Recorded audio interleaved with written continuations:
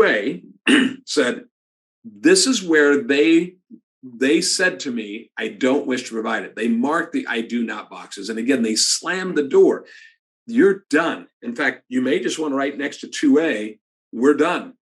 You're not going to guess. You're not going to try to collect it later. You're done because they said, I don't wish to provide this.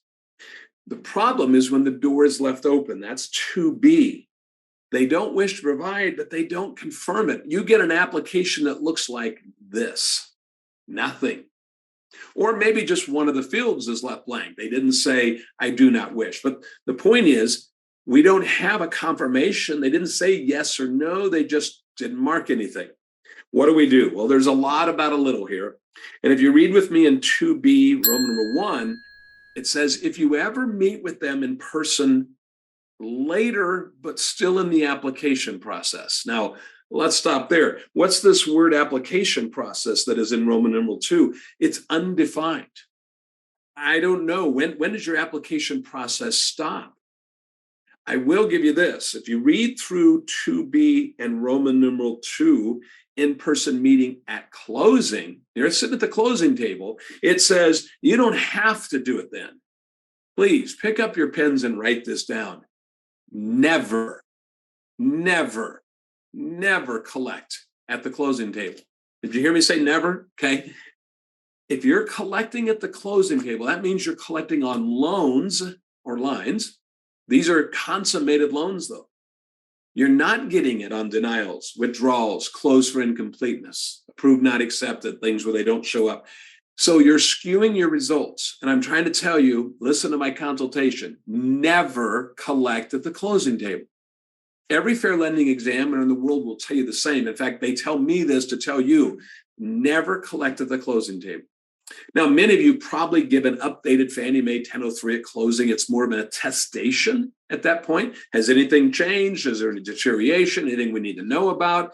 But you're not collecting ethnicity, race, and sex at that point. And in fact, if they do mark down, what if they put a different answer than they did before? And now we create confusion. So never collect at the closing table. So let's go back to this. If we're still in the application process, what 2B is saying is that I have to whip out this form and say, hey, I'm so glad you stopped in. When we did this app earlier, you didn't mark anything, and I can't have that. So here, let's try again. And I'm laughing because who does that? I have to remember who has and has not completed the demographic information. And, oh, I see you. You bring in a tax return or verification, or you just stopped in to make a deposit. And I go, hey, by the way, and I bring it up in my system. Yeah, I'm not going to know that. So the rules here to me is kind of a difficult one. I have a great empathy for loan officers and try to recall this, but it is the rule. I need to explain it to you. Hopefully that you understand that if you see them during the application process, then you're supposed to whip out this form.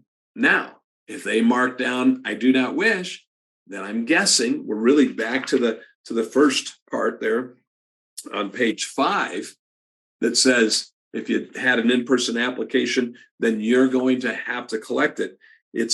And I'm sorry, information not provided in person is what I'm getting at, because now here they are, they're in person. So a lot about a little, and a really difficult thing for you all, I think, that understanding that if you see them, you're going to have to get this. Or maybe you've only got, again, their ethnicity and their sex. You don't have their race. Well, if they didn't mark I do not wish, the rule is that if you see them during the application process,